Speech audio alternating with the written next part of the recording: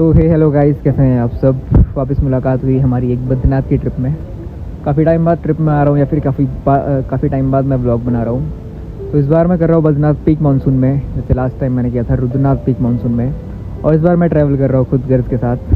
तो आपको मिलाता है मेरे दोस्त से।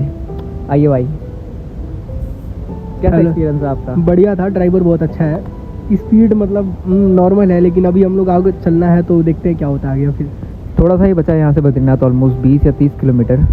मैंने ब्लॉग स्टार्टिंग में स्टार्ट नहीं किया, इंट्रो मैंने अब लास्ट में आके दे रहा हूँ, जब मुझे थोड़ा सुटेबल कंडीशंस लगी है, क्योंकि आज मौसम थोड़ा बेड़ा हुआ था। तो मिलते हैं आपसे सीधे बद्रीनाथ में। कहते हैं कुछ जगह सिर्फ देखी नहीं जाती, महसूस की जाती है, और बद्रीनाथ उन जगहों में से एक है। तो आज हम चल रहे हैं उस जगह जहां आस्था, इतिहास और हिमालय एक साथ मिलते हैं। हमारा सफ़र शुरू होने जा रहा था श्रीनगर गढ़वाल से, जो कि बहुत सुंदर होने वाला था, क्योंकि हम ये जर्नी कर रहे थे पीक मानसून में। जैसे जैसे हम बद्रीनाथ की तरफ बढ़ने लगे, वैसे वैसे रास्ते अपना रंग बदलने लगे। सीधी सड़कें धीरे धीरे पहाड़ों को चीरती हुई पथरीली रोडों में बदलने लगी। हर मोड़ के बाद एक नया नज़ारा, हर नया नज़ारा पिछले वाले से कहीं ज़्यादा सुंदर।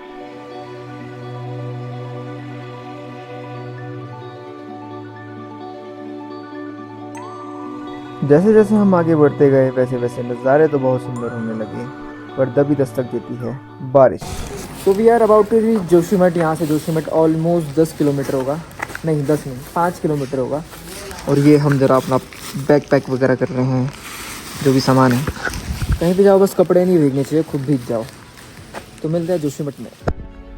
अब बारिश ने नज़ारे और सुंदर तो कर दिए थे, पर साथ में सब डरावना लगने लगा था, कि मानसून की बारिश किसी नाइटमेयर से कम नहीं होती। कभी भी लैंडस्लाइड या फ्लड का खतरा बना रहता है।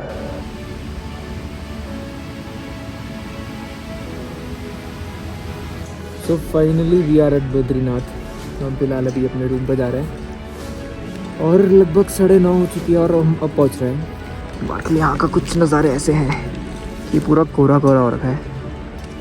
तो चलते हैं रूम पे, और उसके बाद मिलते हैं आपसे। रूम पे चेक इन करके हम जाते हैं बद्रीनाथ दर्शन करने रात 10 बजे। तो फिलहाल फ्रेशन अप होके मैं जा रहा हूँ मंदिर। रात के दर्शन करना मुझे बहुत अच्छा लगता है, क्योंकि उस टाइम पे ज़्यादा शोर नहीं होता है, शांति होती है, ज़्यादा रश नहीं होता है, रश भी नहीं होता है, तो आप निहार सकते हो मंदिर को आराम से।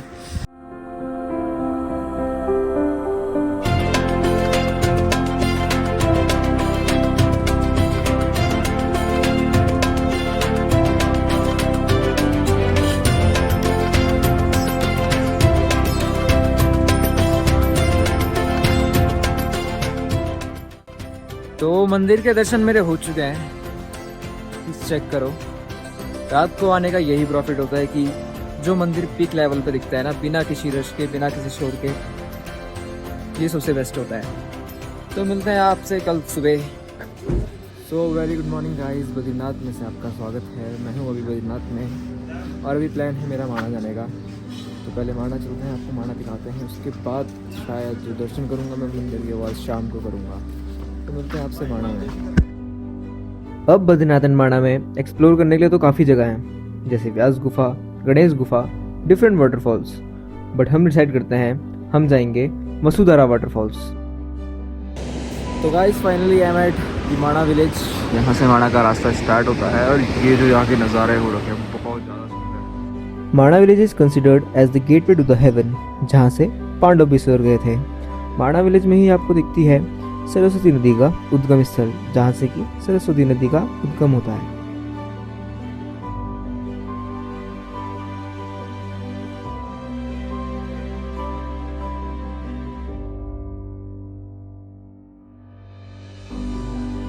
अब माणा विलेज को जल्दी से एक्सप्लोर करके हम निकल पड़ते हैं वसुधारा फॉल्स के लिए।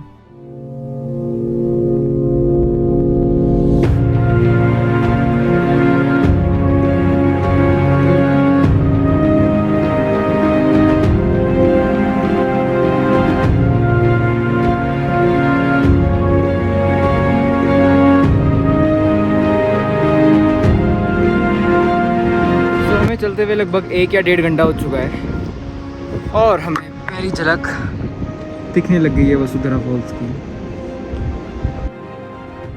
जैसे ही गांव पीछे छूटा वैसे ही पहाड़ ऊंचे और पथरीले होने लगे।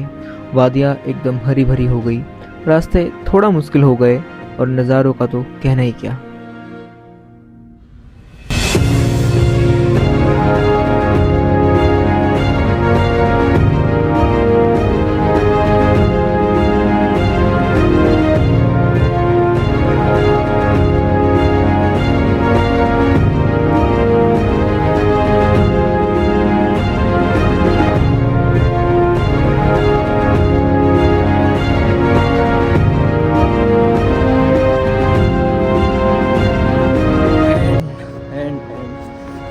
फाइनली मैं पहुंचता हूँ वसुधारा फॉल्स।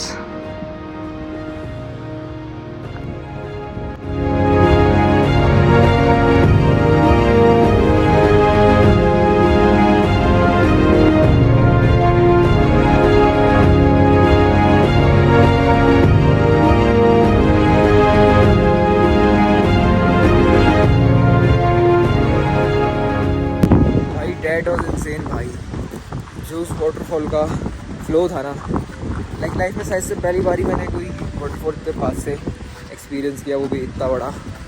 तो चलता हूँ वापस माड़ा अपने आप से नीचे।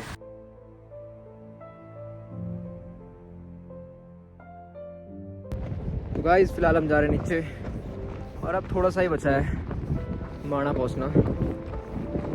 थोड़ा हालत ख़राब हो चुकी है क्योंकि हम काफ़ी क्या हमने बहुत ज़्यादा शूट कर लिया है कैमरे से, फ़ोन से, फ़ोटोज़, वीडियोज़। जल्दी से पहुँचते नीचे क्योंकि मुझे बद्रीनाथ के दर्शन करना है शाम को आरती में। तो मिलते हैं आपसे नीचे। Bye bye guys. माड़ा सिर्फ भारत का आखिरी गांव नहीं बल्कि उन लोगों का घर है जिनकी मुस्कुराहट और सादगी शायद ज़िंदगी का सबसे बड़ा सबक है। इस सफ़र में मिले हर एक इंसान ने कुछ ना कुछ सिखाया। किसी ने एक मुस्कान दी, किसी ने एक कहानी, और फिर थे वो नज़ारे, बादलों में लिपटे हुए पहाड़, बहती हवा और हर मोड़ पर बदलता एक नया मंजर जो शब्दों से ज़्यादा महसूस किया जा सकता है। शायद इसीलिए हिमालय सिर्फ देखा नहीं जाता, उसे जिया जाता है। और जब आप बद्रीनाथ और माणा की धरती से लौटते हो तो सिर्फ यादें नहीं, एक अजीब सी स्पिरिचुअल एनर्जी अपने साथ लेकर लौटते हो। एक सुकून जो शायद ज़िंदगी की भाग दौड़ में कहीं खो गया था। मैं फिर लौटूंगा क्योंकि कुछ जगह सिर्फ ट्रैवल डेस्टिनेशन नहीं होती, वो दिल का एक हिस्सा बन जाती है। Until the next journey, जय बद्री विशाल।